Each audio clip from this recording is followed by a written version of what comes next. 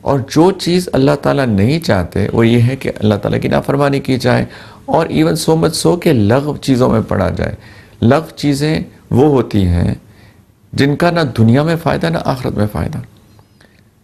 یہی کامیابی کی ایک اور ریسیپی اللہ تعالیٰ نے سورۃ المؤمنون کے شروع میں بھی بتائی ہے، قد افلح المؤمنون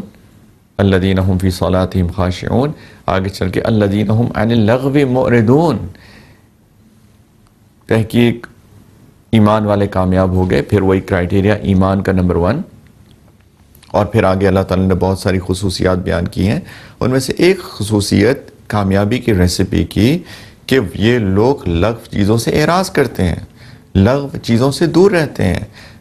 جیسے میں نے عرض کیا کہ لغو چیزیں وہ چیزیں ہوتی ہیں جس کا نہ دنیا میں فائدہ نہ آخرت میں فائدہ۔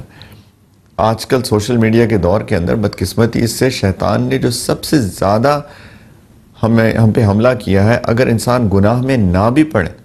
ویسے تو گناہ کی باتیں ہیں کہ آپ بے حیائی دیکھیں، بے حیائی کی چیزیں دیکھیں، رائٹ، وہ سب گناہ کی باتیں ہیں، لیکن اگر کوئی گناہ کی چیز نہیں بھی دیکھتا، گناہ نہیں بھی کرتا، تو ہم اپنے آپ پہ نظر اگر ڈالیں تو آپ دیکھیے کہ لوگ لغو چیزوں میں پڑے ہوئے ہیں، صبح سے لے کر شام تک بس سکرول کیے جا رہے ہیں، فیس بک سکرول کر رہے ہیں، انسٹاگرام سکرول کر رہے ہیں، بلا وجہ کی چیزیں دیکھ رہے ہیں۔ تو یہ سارے کا سارا ٹائم جو کہ کسی نیک عمل کے اندر استعمال ہو سکتا تھا، وہ شیطان نے ہمیں لغو چیزوں میں لگا کر وہ وقت ضائع کر دیا۔ تو یہ پلیز یہ بہت اہم بات ہے، کیونکہ دیکھیے ہم سب کی بہت جلدی اللہ تعالیٰ کے سامنے حاضری ہونے والی ہے، کسی کا کچھ نہیں پتا کب اس کا وقت آ جائے۔ اللہ تعالیٰ نے یہ چیز ہم سے چھپا کے رکھی ہے کہ موت کب آئے گی، کہاں آئے گی یہ بھی نہیں پتا، کب آئے گی یہ بھی نہیں پتا۔ امام غزالی رحمہ اللہ تعالیٰ انہوں نے لکھا ہے کہ انسان، تمہیں یہ نہیں پتا ہو سکتا ہے کہ تمہارا جو کفن ہے وہ بازار میں اس وقت بک رہا ہو، یعنی ان ادر ورڈز کہ موت قریب ہی ہو، بازار میں جو کپڑے بک رہے ہیں اس میں سے ایک تمہارا کفن ہو، اتنی قریب ہے موت، انسان کا کچھ پتہ نہیں کب چلا جائے۔ اور آگے کی کامیابی جو ہے وہ ایمان نیک اعمال پہ ہے، رائٹ؟ تو جب ایمان اور نیک اعمال پہ ہے اور انسان نیک عمل میں لگا ہی نہیں ہوا، تو اللہ نہ کرے کہ اگر بلاوا آ گیا اور ہمیں نیک اعمال ہمارے پاس نہ ہوئے، تو یہ ایسے ہی ہے کہ ایک لمبے سفر پہ جا رہے ہیں اور سامان ہم نے پیک نہیں کیا۔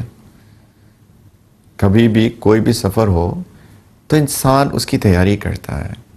انسان پیکنگ کرتا ہے، اور ڈیپینڈ کرتا ہے کتنا لمبا سفر ہے۔ اپنے ہی کسی شہر میں ہی کہیں جانا ہو تو منیمل چیزیں پیک کرے گا، 2 دن کا سفر ہو چھوٹا بیگ بنائے گا،